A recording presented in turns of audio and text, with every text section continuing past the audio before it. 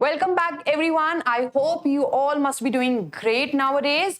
So, we are on the YouTube channel of Winsome International School, and today we are going to begin with the third chapter of your book, First Flight. The title is Two Stories About Flying. ठीक है, सो जैसे कि title से ही clear हो रहा है कि यहाँ पे we are going to cover two stories. ठीक है, this chapter consists of two stories and the names are number one, his first flight, which is also the title of your book.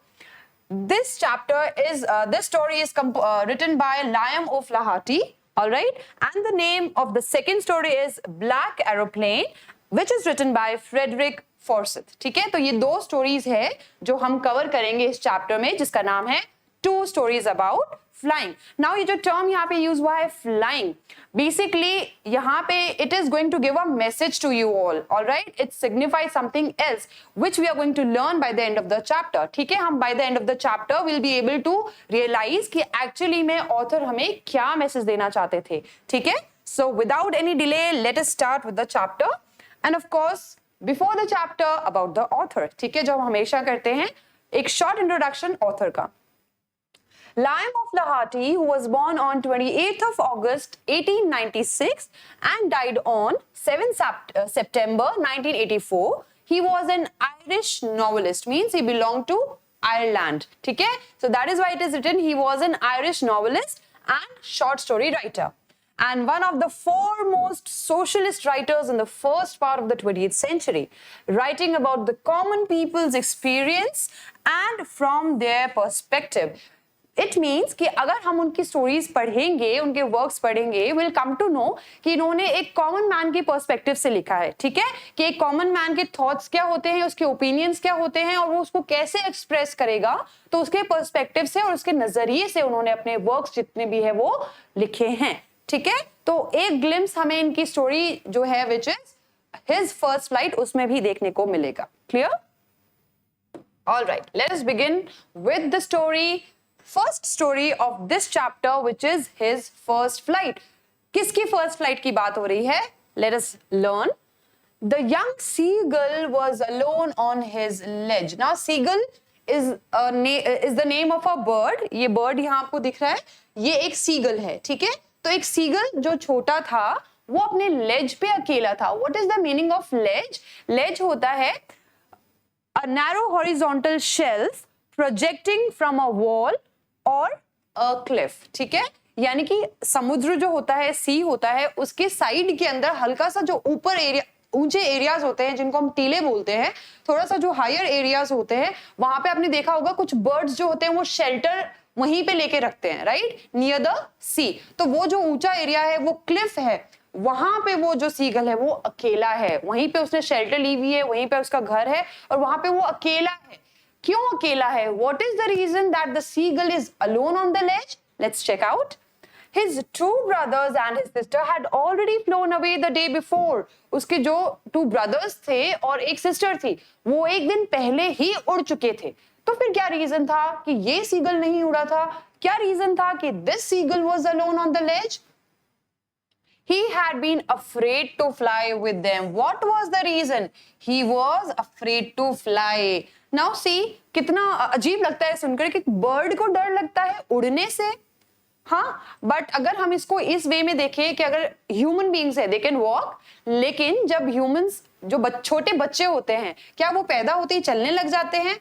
No, they are taught to walk. उन्हें सिखाया जाता है, right. और ये भी नहीं है कि सीधा ही वो चलने लग जाते हैं, पहले वो क्रॉल करते हैं, फिर धीरे धीरे सपोर्ट के साथ चलते हैं, एंड देन फाइनली जब वो कंफर्टेबल हो जाते हैं, दे आर कॉन्फिडेंट इनफ कि हाँ अब वो नहीं गिरेंगे, तब उनको चलना आता है. सिमिलरली बर्ड्स का भी जो बिहेवियर है वैसे तो उड़ना है, लेकिन ये नहीं है कि वो जैसे ही द एग्स आर हैच्ड वो उड़ने लग जाएंगे. ठीक है, ये नहीं होता कि अंडे से बाहर आते ही वो उड़ने लग जाएंगे. उन्हें भी उनके पेरेंट्स ट्रेन करते हैं, सिखाते हैं. ठीक है, लेकिन यहाँ पे क्या था, इसके दो बाकी सिबलिंग्स जो थे, बाकी भाई बहन जो थे वो तो उड़ चुके थे, बट ये एक बर्ड था, ये एक उनका फैमिली मेंबर था जो कि डर रहा था. मीन वो सीखना ही नहीं चाह रहा था, उसको इतना डर लग रहा था उड़ने से कि वो सीख ही नहीं रहा था. Somehow when he had taken a little run forward to the brink of the ledge and attempted to flap his wings, यानी कि somehow किसी तरह से वो ये सोचता था कि चलो मेरी सारी फैमिली जो है वो उड़ के इधर उधर जा रही है एंड खाना वो आराम से ढूंढ रही है, तो मैं भी उड़ने की कोशिश करता हूँ। तो जैसे तैसे उसके दिमाग में जब ये थॉट आता था कि मैं चलो उड़ जाता हूँ, तो क्या होता था, और वो थोड़ा सा भागता था। Brink of the ledge, what is the meaning of brink? It means edge, किनारा, ठीक है। वो उस लेज के किनारे के पास भाग के जाता था, दौड़ के जाता था कि हाँ अब यहाँ किनारे पे आके मैं उड़ने लगूंगा। फ्लैप करता था। उड़ने से पहले बर्ड्स क्या करते हैं, अपने विंग्स को फ्लैप करते हैं, ऐसे ऐसे करते हैं, फ्लैप करते हैं, इसको फ्लैपिंग कहते हैं। तो वो जैसे ही अपने विंग्स को ओपन करता था, उनको फ्लैप करता था, किनारे तक भी आता था, and attempted to flap his wings, he became afraid. लेकिन जैसे ही वो थोड़ा वहां पहुंचता था किनारे तक, again that terror would seize him, वो डर उसको फिर वहीं रोक लेता था और वो वहां से उड़ान नहीं भर पाता। The great expanse of the sea stretched down beneath and it was such a long way down, miles down। अब क्या होता था, वो मैंने जैसे आपको बताया कि जो उसका लेज था, जो क्लिफ था, वो थोड़ा सा ऊंचाई पे था और नीचे समुद्र था। तो डर क्या था उसके अंदर, वो जैसे ही देखता था उसकी नजर जाती थी उस सी के पास में, ठीक है, सी पे नजर जाती थी, तो वो ये सोचता था कि ये समुद्र कितना गहरा होगा, माइल्स डाउन, ये तो बहुत ही ज्यादा गहरा होगा, अगर मैं गिर गया तो मैं कितना नीचे जा सकता हूँ। तो उड़ने से पहले ही उसके दिमाग में ये थॉट्स आते थे कि क्या पता वो इस सी में गिर गया तो, वो वापस नहीं आ पाया तो ये थॉट्स जो होते थे वो उसको उड़ने से रोक देते थे।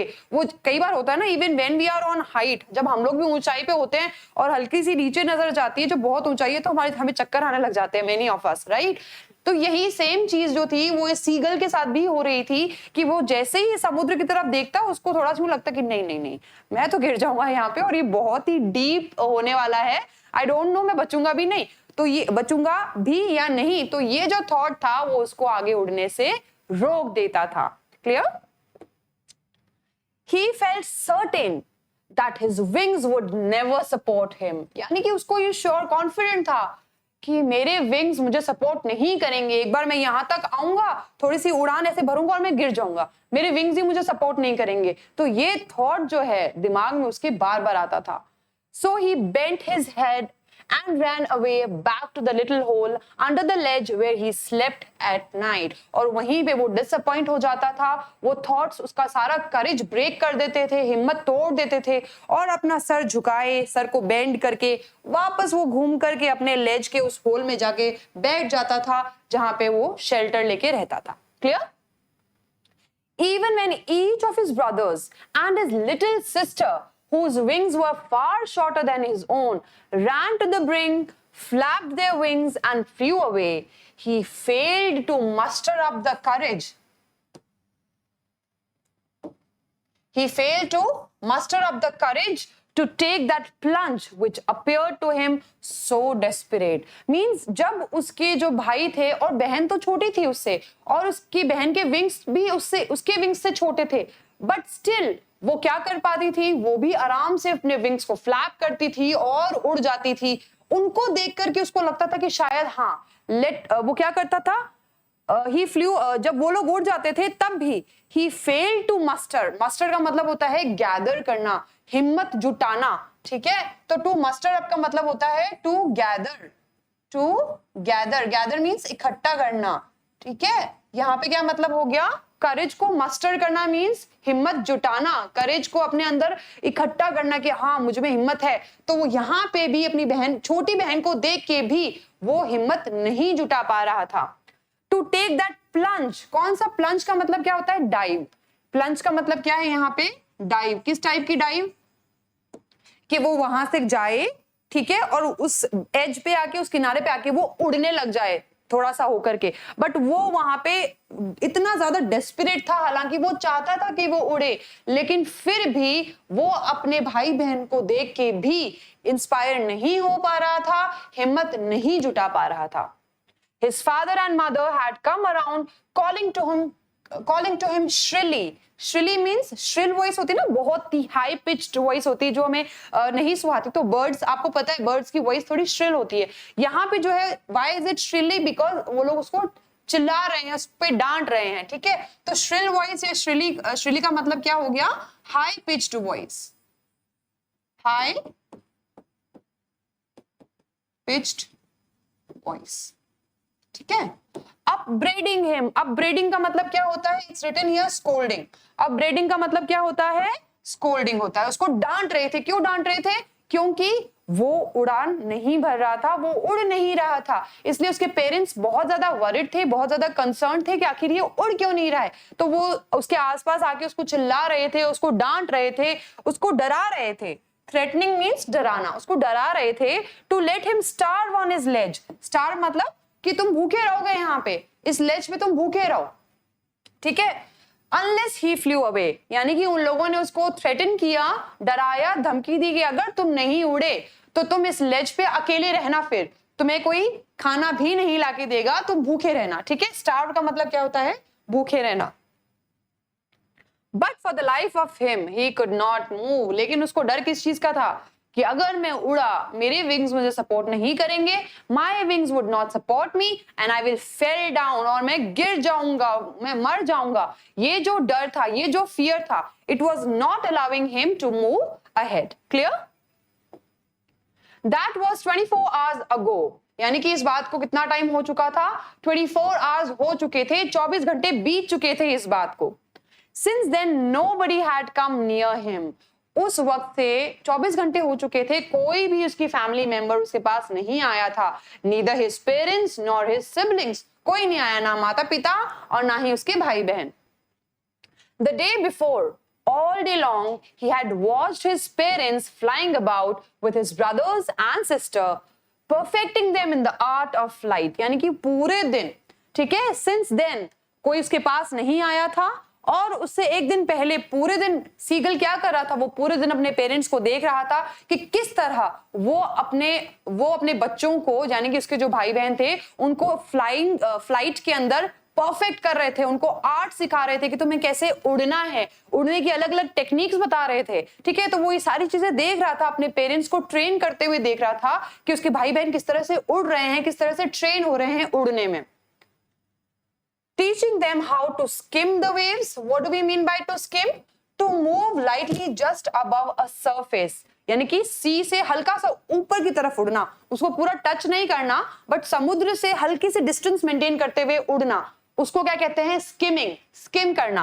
तो वो उनको क्या क्या आर्ट सिखा रहे थे? उड़ने की आर्ट सिखा रहे थे, स्किम करना सिखा रहे थे, and how to dive for fish, और समुद्र में जो फिश है जो वहां पे होंगी उनको डाइव कैसे करना है, उनको पकड़ना कैसे है। तो वो ये सारी चीजें जो है वो ट्रेन कर रहे थे अपने बाकी बच्चों को।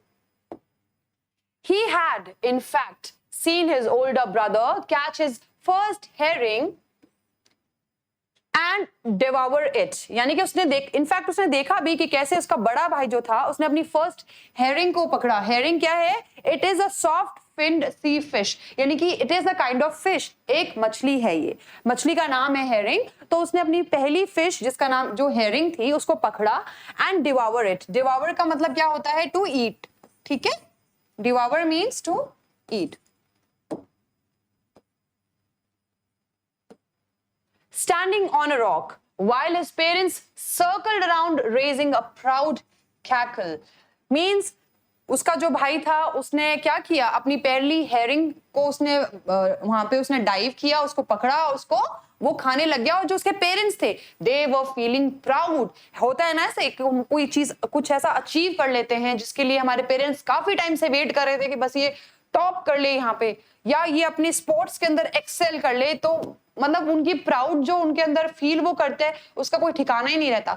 सिमिलरली यहाँ पे भी जब वो उसको इतने टाइम से ट्रेन कर रहे थे और फाइनली उसने अपनी पहली हेरिंग को डिवावर करना स्टार्ट किया, खाना स्टार्ट किया डाइव करने के बाद में, तो the parents were extremely happy, बहुत खुश हुए और वो क्या करने लग गए? They were raising a proud cackle. Cackle क्या है? कैकल एक साउंड है, ठीक है, जो ये भी एक हाई पिच्ड बर्ड्स का साउंड होता है जो वो तेज तेज चिल्लाते हैं, बट यहाँ पे खुशी से चिल्ला रहे हैं वो। और एक तरह से वो क्या कर रहे हैं? अपने जो उनका जो बड़ा बेटा है, their older son, उसको वो प्रेज कर रहे हैं कि very good, we are proud of you. तो ये उनका तरीका है कैकल। तो cackle is a sound. Children, if you remember, हमने अपनी लास्ट पोएम के अंदर डिस्कस किया था कि जब साउंड वर्ड्स आते हैं किसी भी, चाहे पोइट्री में आए चाहे चैप्टर में आए, अगर वो साउंड वर्ड्स है जो किसी साउंड को डिनोट करते हैं, तो हम उन्हें क्या, वो कौन सा पोएटिक डिवाइस, सॉरी कौन सा फिगर ऑफ स्पीच होता है? इफ यू रिमेंबर, हमने पढ़ा था अगर हिसिंग आ रहा है, बजिंग आ रहा है, ये सारे क्या है? Buzz of a bee, hiss of a snake, ये क्या है? साउंड्स है ना? तो यहाँ पे कैकल क्या है? ये भी साउंड है। तो do you can you recall कौन सा फिगर ऑफ स्पीच है? Yes, it is onomatopoeia. I'm writing it. Again, I'm writing it, children. Onomatopoeia. All right? ये क्या डिनोट करता है? Sound words.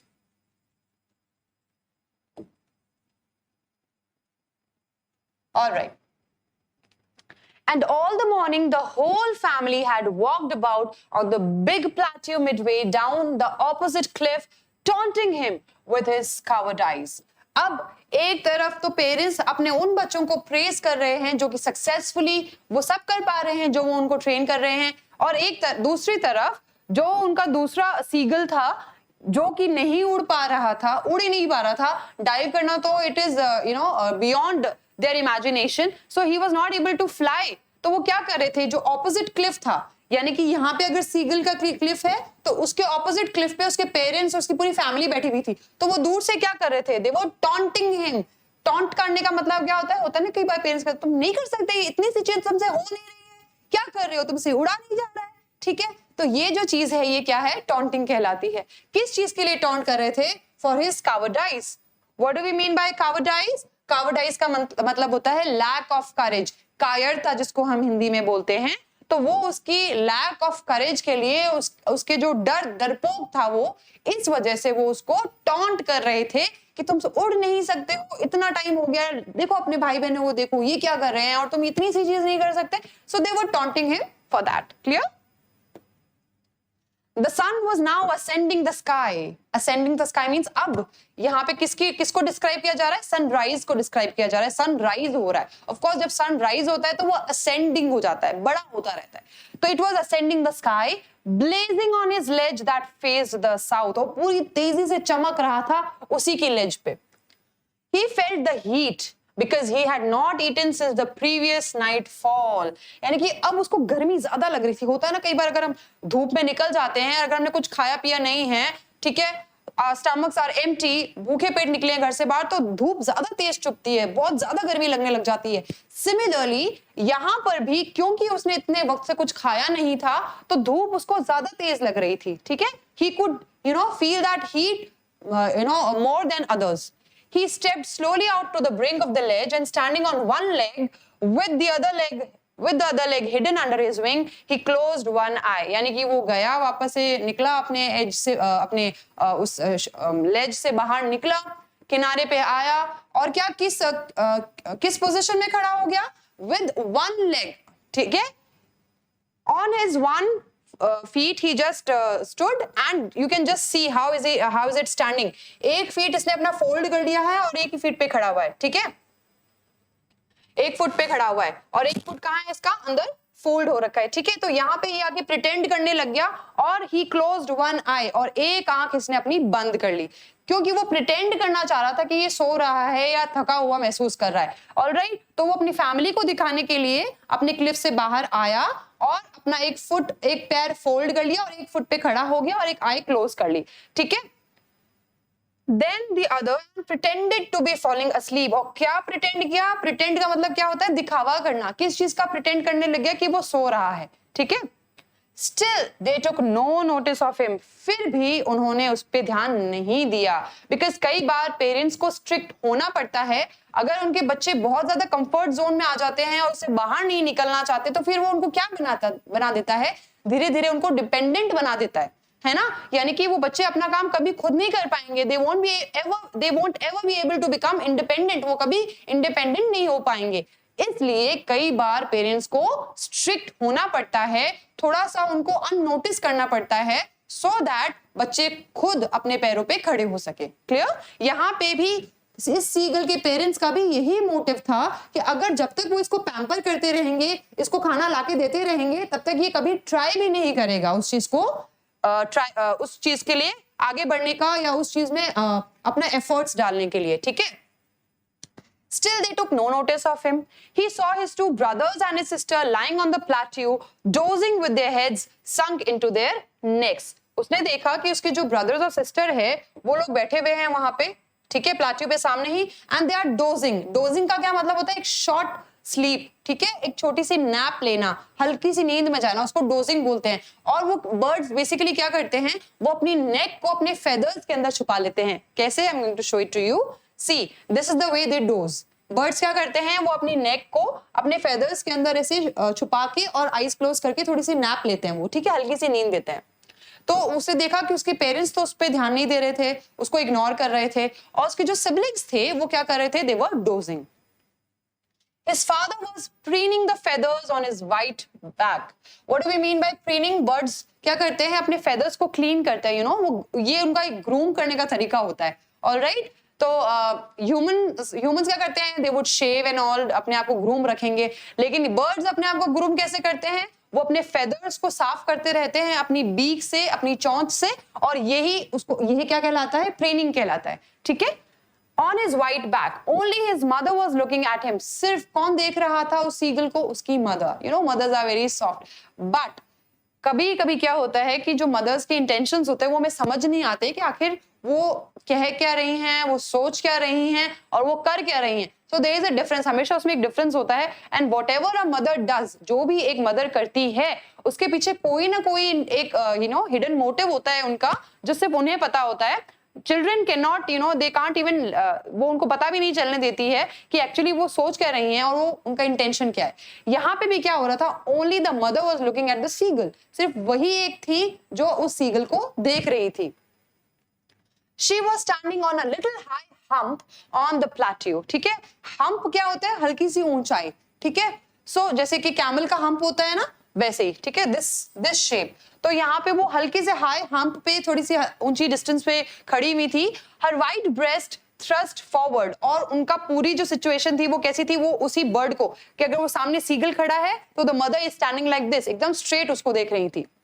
Now and again she tore a piece of fish that lay at her feet and then scraped each side of her beak on the rock. वो क्या कर रही थी, उसकी सामने एकदम वो खड़ी हो गई, ठीक है। उनके पास में जो एक फिश पड़ी हुई थी, उसको वो बार बार उसको अपनी बीक को यूज करके वो उसको स्क्रैप कर रही थी, उसको टियर कर रही थी, ठीक है, दिखाना चाह रही थी कि वो क्या कर रही हैं, शी इज डेवोरिंग इट, वो खा रही हैं उसको। ऑलराइट, तो वो ये चीज क्यों कर रही थी, क्योंकि अब आप सोचिए, आपने बहुत टाइम से खाना नहीं खाया है, 4-5 घंटे हो गए आपने खाना नहीं खाया, कोई आपके सामने आपकी फेवरेट डिश आके खाने लग जाए, हाउ वुड यू फील, कैसा फील होगा?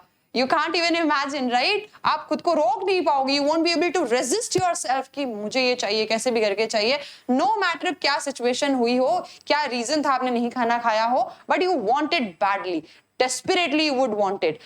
Similarly, this was the intention, वो मदर क्या चाहती थी, ताकि उसको फील हो कि हम अब उसको खाना लाके नहीं देंगे, वो उसको खुद को एफर्ट्स लगाने पड़ेंगे। तो वो इंटेंशनली ये चीज करी थी, उसके सामने खड़े होकर के वो उस फिश को बता रही थी कि I am eating it, right, and you are not able to do that.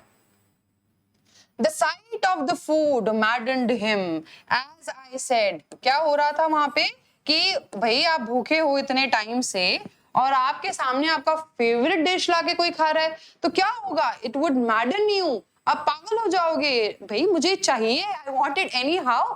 Similarly this site, कौन सी साइट, क्या साइट थी कि the mother was eating fish, तो वो चीज जो थी, दैट साइट मैडन्ड हिम, ऑलरेडी वो इतने 24 घंटे से भूखा था, तो he couldn't stop himself, he was like I want it, he became mad.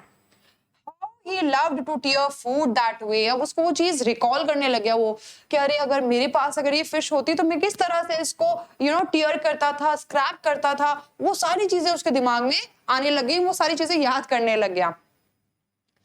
Scraping his beak now and again to wet it. What is the meaning of wet? To sharpen.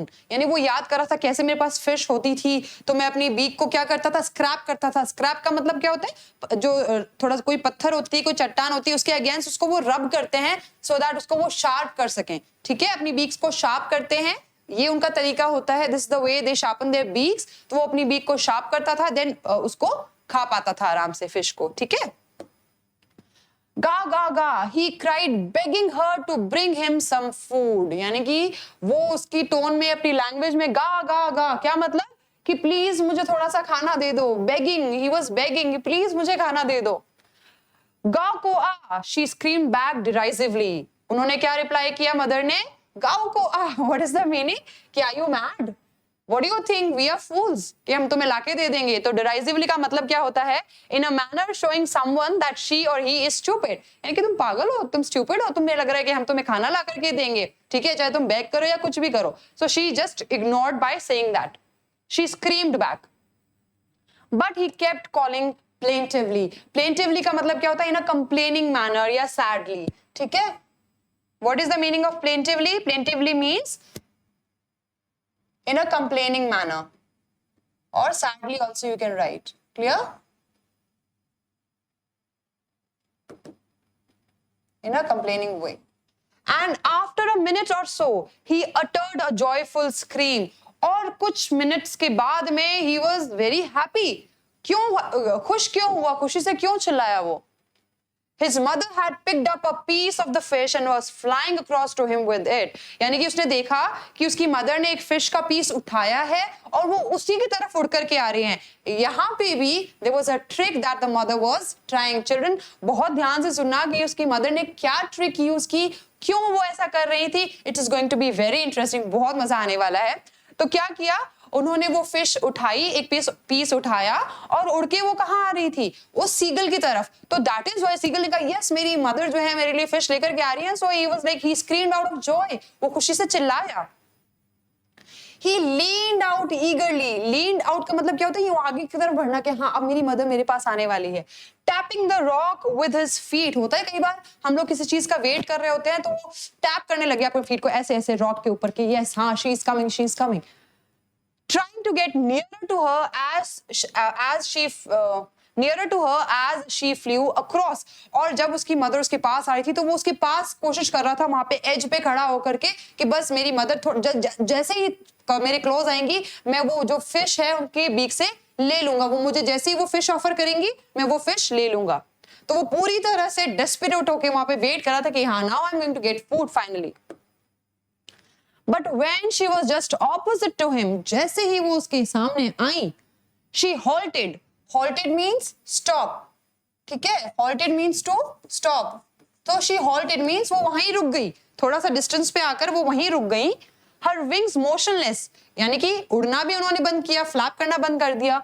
The piece of fish in her beak almost within reach of his beak. और fish जो थी वो कितना close थी? Seagull के बहुत ही ज्यादा close थी, ऑलमोस्ट उसकी रीच के अंदर ही थी वो। He waited a moment in surprise. उसने वेट किया कि हाँ अब बस तो पहुंच ही गया मेरे पास।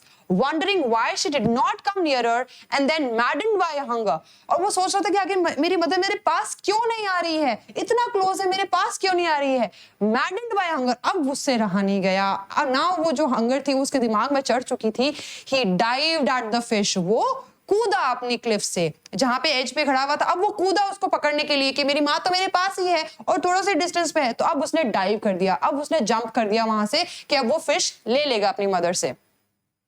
With a loud scream, he fell outwards and downwards into space. अब क्योंकि उसका इंटेंशन तो था नहीं उड़ने का, लेकिन जैसे ही उसने डाइव किया, जैसे ही उसने जंप किया, क्या हुआ? वो गिरने लगा, वो ऐसे ऐसे ऐसे ऐसे हवा में होने लग गया। Because he was not prepared to fly.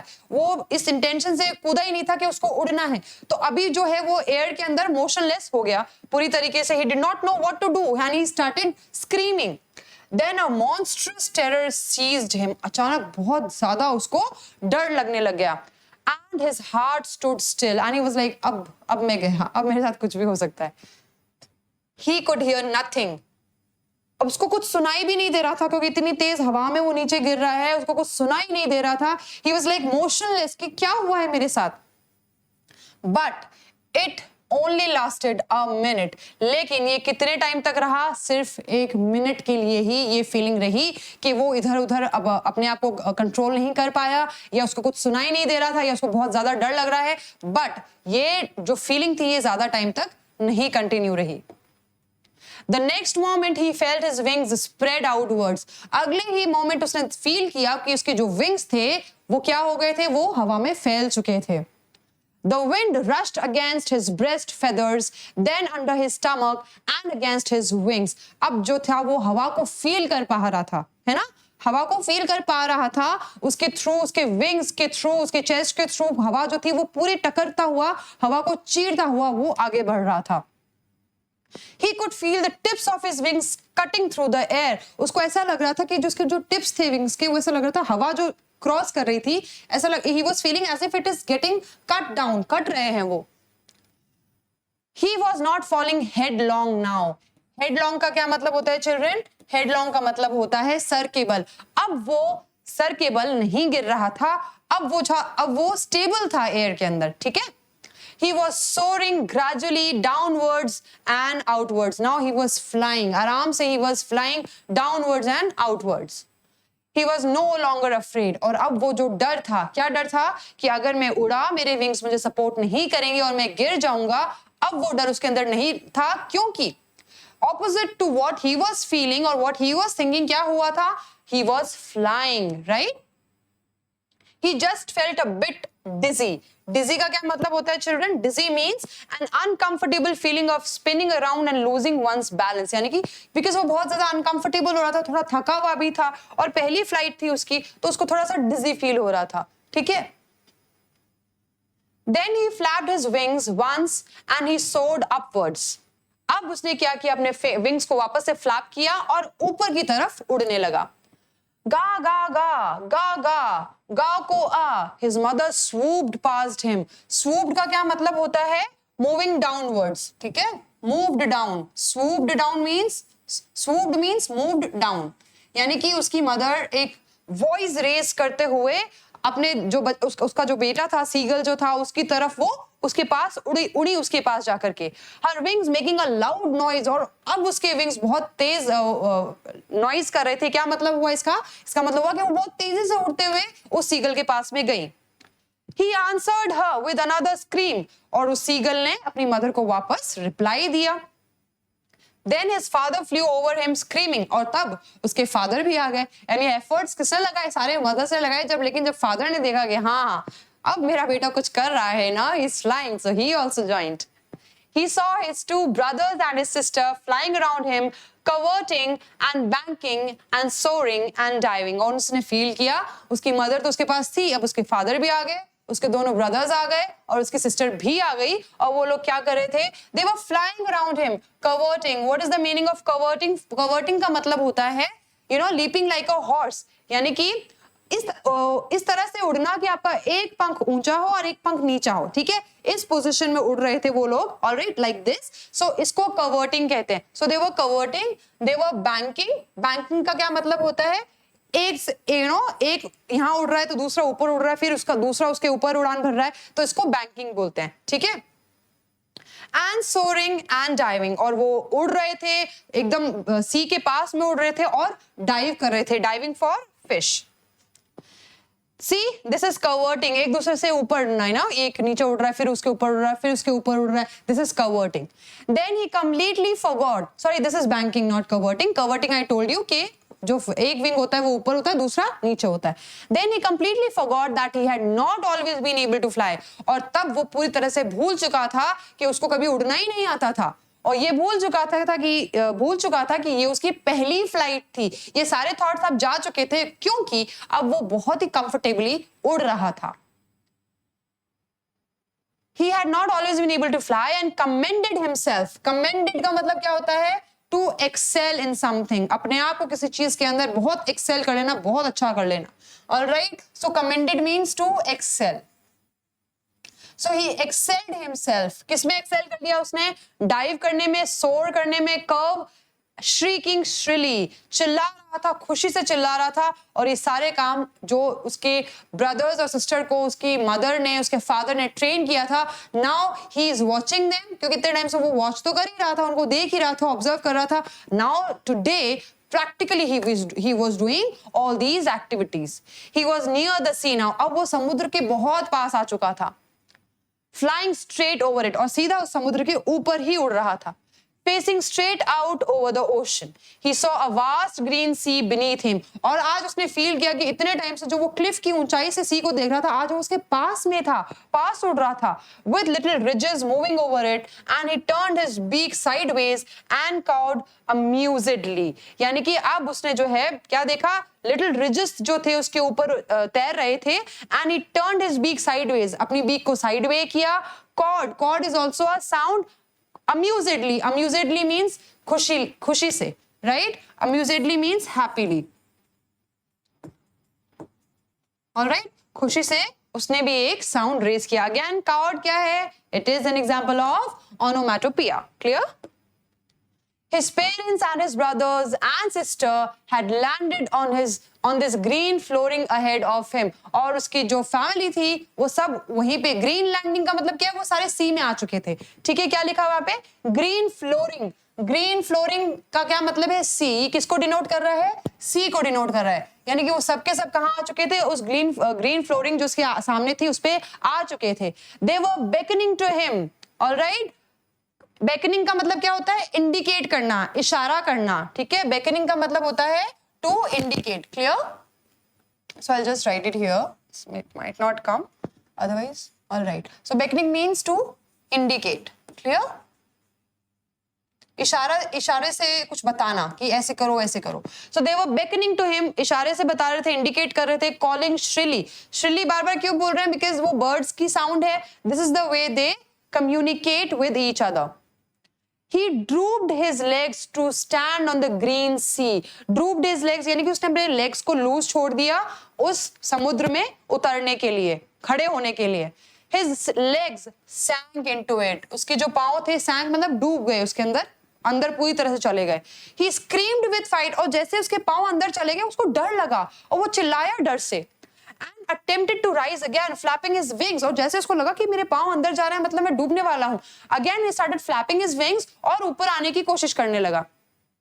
But he was tired and weak with hunger and he could not rise. लेकिन वो बहुत थका हुआ था और जैसे कि हमने पढ़ा कि उसने इतना एक दिन से कुछ खाया भी नहीं था. ऑलराइट, और अभी उसने जो इतनी सारी एक्टिविटीज की थी उस वजह से वो बहुत एग्जॉस्ट हो गया था, बहुत थक गया था, इसलिए वो ऊपर की तरफ नहीं जा पाया. Exhausted by the strange exercise. Strange exercise कौन सी? जितनी भी एक्टिविटीज उसने अभी इतनी की थी, कवर्टिंग, बैंकिंग, सोरिंग, डाइविंग, ये सारी चीजें जो, क्योंकि आज वो आउट ऑफ एक्साइटमेंट भूल गया था कि उसमें इतनी एनर्जी नहीं है जो वो ये सब कर रहा है. बट क्योंकि वो खुश था कि वो ये सब कुछ कर पा रहा है जो इतने टाइम से डर के कारण नहीं कर पा रहा था, so he forgot about anything else. वो सब भूल गया और उसने अपनी पूरी एनर्जी उन एक्सरसाइजेस में लगा दिए. अब क्या हालत हुई कि जब उसके पांव पानी में डूब रहे थे वो ऊपर की तरफ नहीं उड़ पाया क्योंकि वो बहुत थक चुका था. Clear? His feet sank into green sea and then his belly touched it and he sank no farther. अब उसमें हिम्मत नहीं रही थी कि वो उड़े तो उसने अपने आप को लूज ही छोड़ दिया. ठीक है, लेकिन to his amazement क्या हुआ? His feet sank into the green sea. ठीक है, उसके पांव चले गए सी के अंदर और उसके बाद उसकी बेली जो थी, इसका जो स्टमक था, उसने क्या किया? उसने उस सी को टच किया एंड ही सैंक नो फादर. लेकिन अब वो डूब नहीं रहा था. वो सोच रहा था ना कि मैं डूब जाऊंगा, लेकिन वो डूब नहीं रहा था. He was floating on it. क्या हो रहा था? वो ऊपर उसके फ्लोट करने लग गया. Can you see this image? He started floating on it. ठीक है, तो वो नहीं डूबा और he started floating. And around him his family was screaming. और उसके आसपास उसकी family, they were screaming, praising him. वो बहुत खुश हो रहे थे, उसको प्रेज कर रहे थे, encourage कर रहे थे. And their beaks were offering him scraps of dog fish. और सभी लोग जो है उनकी बीक्स में क्या थी? फिश थी, जो वो अपने उस सीगल को ऑफर कर रहे थे, बिकॉज उन्हें पता था कि वो भूखा था. उन्होंने उसको खाना क्यों नहीं दिया था? क्योंकि वो उड़ नहीं रहा था. लेकिन फाइनली आज उसने अपनी पहली फ्लाइट कर ली थी, इसीलिए सभी लोग बहुत खुश थे और एक पार्टी के तौर पे सभी वो अपनी बीक्स के अंदर डॉग फिश स्क्रैप्स, जो यानी कि टुकड़े उसके लेके आए थे. He made his first flight and finally उसने अपनी फर्स्ट फ्लाइट कर ली थी. ठीक है, यानी कि वो सिर्फ उसका डर था जिसकी वजह से वो अपनी इनर स्ट्रेंथ को अभी तक आइडेंटिफाई या रिकॉग्नाइज नहीं कर पा रहा था. क्लियर? बट नाउ जैसे ही उसको किसी चीज की वजह से डेस्परेट हो गया, भूख की वजह से वो कंट्रोल नहीं कर पाया और उसने वो अटेम्प्ट किया और कुछ सोचा ही नहीं, तो फाइनली उस एफर्ट की वजह से, किसके एफर्ट की वजह से, उसकी मदर ने जो एफर्ट डाला, उन्होंने जो ट्रिक यूज की, उस वजह से finally even that seagull could fly, उसने अपनी पहली फ्लाइट ले ली थी. Clear, children? I hope the story is clear and this was actually talking about the inner strength. ये story किसके बारे में बात करती है कि हम सब में एक inner strength होती है जो हमारे अंदर होती है. सिर्फ किस चीज की जरूरत होती है? We need to identify it. हमें उसे पहचानने की जरूरत होती है. जब तक हम attempt नहीं करेंगे, कोशिश नहीं करेंगे, अपने fear को conquer नहीं करेंगे. Do you remember what did Nelson Mandela say? Nelson Mandela ने क्या कहा था अपने chapter के अंदर कि courage is not courage is not absence of fear. courage वो नहीं है कि आपको डर नहीं लगता, बल्कि courage means to conquer it. courage वो है जो अपने डर को conquer कर पाए, जो अपने डर पे काबू कर पाए, जो अपने डर को overcome कर पाए, उसको कहते हैं courage. ठीक है, तो बस हमें अपने अंदर की जो courage है उसको ही आइडेंटिफाई करनी है, अपनी स्ट्रेंथ को आइडेंटिफाई करना है, and then see the world is yours. उसके बाद आप कुछ भी कर सकते हो. Clear? Alright, let's discuss the questions. Why was the young seagull afraid to fly? You all know the answer. It was afraid to fly because it thought that its wings would not support him and he would fall down. ठीक है? So should I write it? All right, I'll write it for you. First point I'll write. I'm writing it point wise and आप उसको elaborative form में लिख लेना. All right? So he was afraid to fly. I'll just write directly.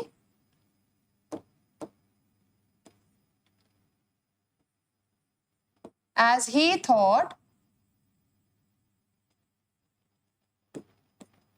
that his wings would not support him,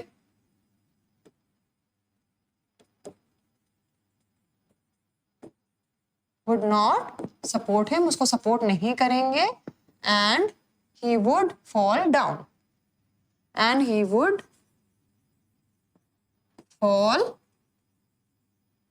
और वो नीचे गिर जाएगा. ये एक फियर था जिसकी वजह से वो नहीं उड़ रहा था. Do you think all young birds are afraid to make their first flight? Yes, it's very common and it's a very obvious thing that all the birds are afraid to make their first flight. पहले बार डरने में डर लगता है सबको. और are some birds more timid? We can't say that because ये एक नेचुरल टेंडेंसी होती है कि जब आप कोई चीज जब तक करोगे नहीं, आपके अंदर उसको लेकर के फियर होगा. ठीक है, so it's very natural in all the birds. Do you think a human baby also finds it a challenge to take its first steps? Of course, we all know it that it's not easy that directly when a baby is born it won't start walking. वो सीधा चलना शुरू नहीं कर देगा. It takes time, it takes efforts, all right, and it takes number of trials. इतनी कोशिशें करने के बाद में, गिरने के बाद में, टक्कर खाने के बाद में a baby learns to walk. ठीक है, so you can say of course a human baby also finds it challenging to take its first steps. The sight of the food maddened him. What does this suggest? ये क्या suggest करता है कि जो sight of the food जो था उसने उसको पागल कर दिया. Why? You can write here. He was hungry.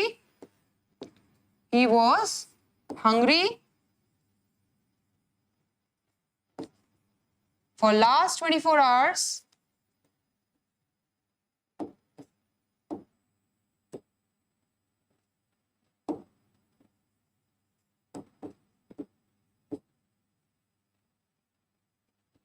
And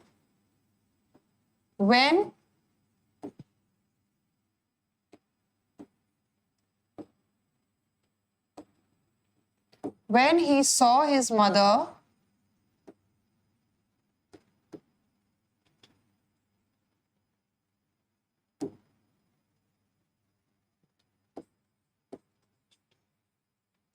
scrapping a fish,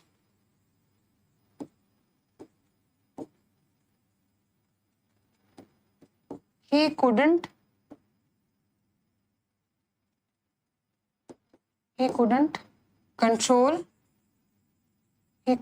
control his hunger. All right? What compelled the seagull to finally fly? किस चीज ने उसको मजबूर किया उड़ने के लिए? कंपेल का मतलब क्या होता है? मजबूर कर देना. तो किस चीज ने उसको फोर्स किया, किस चीज ने मजबूर किया? तो we all know the hunger. All right?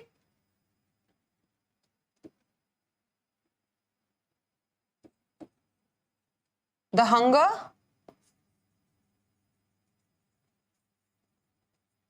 compelled him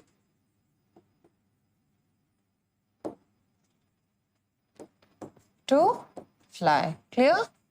You can write इसके आगे भी आप लोग लिख सकते हो. As I said, I'm just giving you the points, children. इस पे completely हमें depend नहीं रहना है.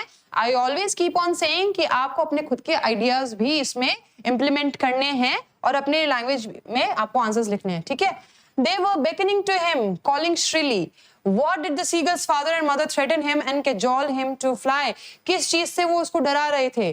कि why did the seagull's father and mother threaten him and cajole him to fly? क्यों कर रहे थे वो? Because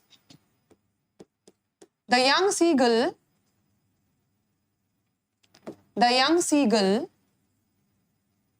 was reluctant to fly because of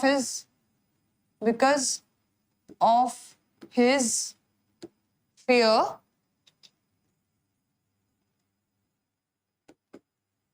so his parents were concerned that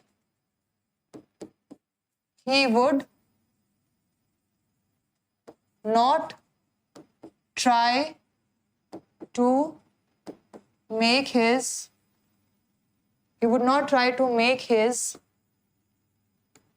first flight. He would not make his first flight.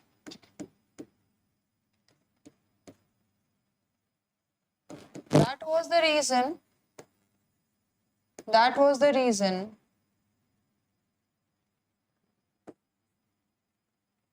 they threatened him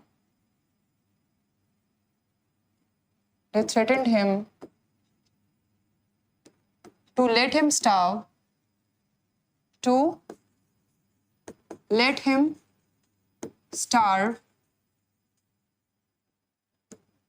if he would not fly. ठीक है?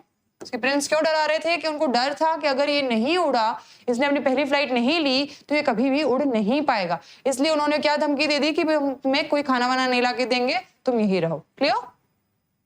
Now, this question, it is asking for your experience. Like, have you ever had a similar experience where your parents encouraged you to do something that you were too scared to try? कभी आपके साथ ऐसा हुआ है कि कोई ऐसी चीज रही हो, कोई ऐसा इंसिडेंट रहा हो, कोई ऐसी एक्टिविटी थी जिसको करने से आपको बहुत डर लगता था, लेकिन आपके पेरेंट्स ने आपको बहुत encourage किया कि नहीं, you should go ahead and you should do it. तुम्हें ये करना चाहिए. So this is asking for your life experience, children. So it is a great activity for you to do. आप लोग लिखिए. This is a writing skill. Writing session के अंदर follow होता है ये. तो जस्ट थिंक कि आपके लाइफ में ऐसे क्या एक्सपीरियंसेस रहे होंगे जब आप कोई चीज करने से डर रहे थे, लेकिन just because your parents encouraged you to do it, आपने उस फियर को ओवरकम किया. ठीक है? तो बैठ के सोचिए आराम से, उस एक्सपीरियंस को याद कीजिए एंड राइट इट. उसको अच्छे से अपनी कॉपी में लिखिए. Clear? In the case of a bird flying, it seems a natural act and a foregone conclusion that it should succeed. In the examples you have given in answer to the previous question, was your success guaranteed?